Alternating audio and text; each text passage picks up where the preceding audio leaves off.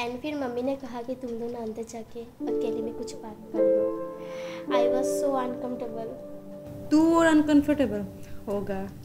नहीं यार, सच में पहली बार ये अरेंज मैरिज का सेटअप एंड ऐसे किसी अनजान के साथ अकेले एक कमरे में बात करना कितना अजीब लगता है ना।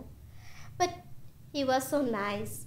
अगर एक बार के लिए उसके कम वालों को इग्नोर करूँ तो ही इज़ जस्ट परफेक्ट। हाँ, अब हर कोई तो कबीर नहीं है, कुछ पाने के लिए कुछ तो कॉम्प्रोमाइज़ करना ही पड़ेगा। क्यों उसका नाम लेके मुझ स्पॉइल करिए? कबीर उसके जैसा आई डाउट ज़िंदगी में कभी बन पाएगा। गवर्नमेंट जॉब है, सेटल है, खुद का फ्लैट है नोएडा में, और सबसे बड़ी बात मम्मी पापा को भी तो यही चाहिए था। और तुझे? ऑब्वियसली मुझे भी। अब तेरे बॉयफ्रेंड जैसा एनआरआई तो सबके नसीब में नहीं है ना। लॉन्ड्री वाला होगा, रुक मैं आ गई।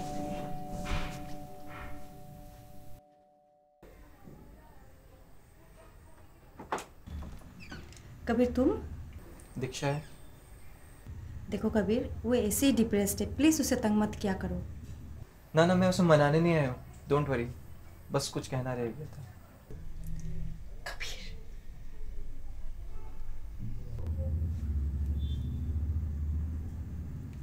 अंदर आ।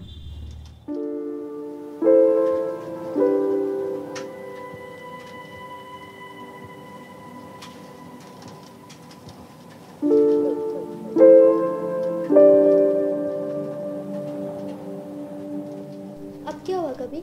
यहाँ आने का क्या मतलब हुआ? अब क्या मेरा पीछा करना भी शुरू कर दिया? पीछा नहीं, बस कुछ कहना रह गया था, सोचा वही बता के जाऊँ। ओह कम ऑन कबीर, फिर से वही सारी बातें नहीं सुनना है मुझे। Grow up. मैंने तुम्हें इतना अच्छे से समझाया, कोई और होती तो मैं एक्सप्लेन भी नहीं करती। और मैं अपनी मम्मी पापा के डिसीजन के अगेंस्ट नहीं जा सकती तुम्हारे लिए। Be a mature. मैच्योर? तुझे पता है मैच्योरिटी कब आती है? जब महीने के मुश्किल से 10,000 कमाने वाला बंदा तुझे खुश करने के लिए तेरे लिए महंगे गिफ्ट्स लाने की प्लानिंग करे, उसे कहते हैं मैच्योरिटी। सब कुछ सही चल रहा था मेरे लाइफ में, करियर पे फोकस, तब प्लानिंग तगड़ी थी, पर तभी अचानक एक दिन तू आती है मेरी ज़िंदगी में, हंसती हुई, कूदती हुई, और आके मुझे ऐसा एहसास कराती है कि मुझसे बेहतर इंसान इस दुनिया में कोई नहीं। मेरे हर बात पे तुझे प्यार आता था, हंसी आती थी, मेरा तो हंसने का अंदाज भी तुझे क्यूट लगता था। अब नहीं लगता। जो लड़का रात भर बैठ के अपनी फ्यूचर की प्लानिंग कर रहा था, वो तब रात भर बैठ के तुझे खुश करने में लगा था। कि कपल टाइम चाहिए होता है ना, वो ना दूँ तो मैं रिया, प्रिया और सुष्मिता के बॉयफ्रेंड से तुम्हें ज़्यादा प्यार करता हूँ, वो प्रूफ कैसे होगा, है ना?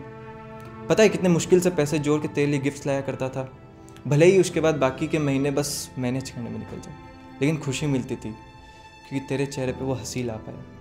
यार तुम लोग कब समझोगे कि जो बंदा अपनी छोटी सी कमाई में इतनी बड़ी बड़ी चीज़ें दे जाता है, वो जब एक दिन कामयाब हो जाएगा तो किस हद का पागलपन दिखाएगा, बस तुम्हें एक बार हंसता हुआ देखने के लिए।